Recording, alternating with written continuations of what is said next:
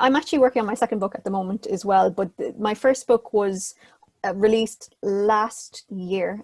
The years are just kind of one now, but I got approached to write this a memoir of mine called Unshaw at the end of 2018 December, and my editor Aoife K. Walsh got in touch with me, and she asked, would I be interested in writing about my life? And I'm quite young, so I was thinking, I don't really think that there's enough there to put in a book. But the more that I thought about it, the more that actually, I could possibly fit something in.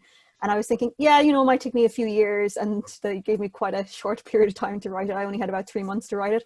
So it was a tough time. It was and the reason I would have had longer, to be fair, I would have had longer, but I was going abroad twice for month-long periods. And when I go abroad, I don't work. That time is sacred to me. So there was no way I was going to change around my schedule for that. So I worked really, really hard on it. It's something that I like to call deep work. It's kind of, you get into a flow when you just work really, really hard on a particular project.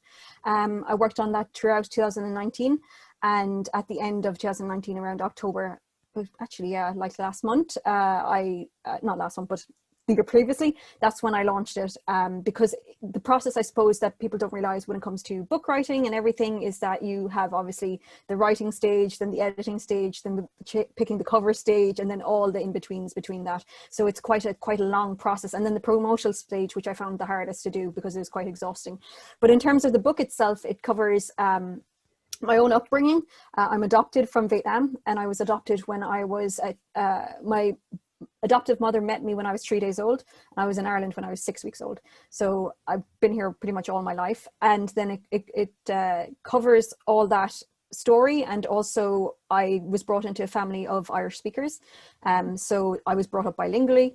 I went to an Irish school, and then just from there, my journey from there until to college, and what I do now, and how I utilize the Irish language and identity and racism and every kind of in between that. I feel like if I had more time, maybe that I would be able to hone in on different subjects. But it was more, for me, it was quite a reflective piece, more so that specifically for my granddad, who's on the cover.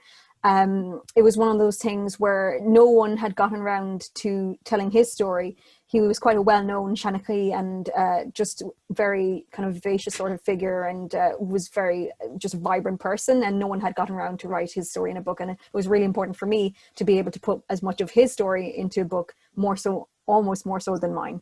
I've kind of thought that, I'm around to do this, but no, he's not around anymore to do it. So that's what I was kind of thinking really with the premise with it.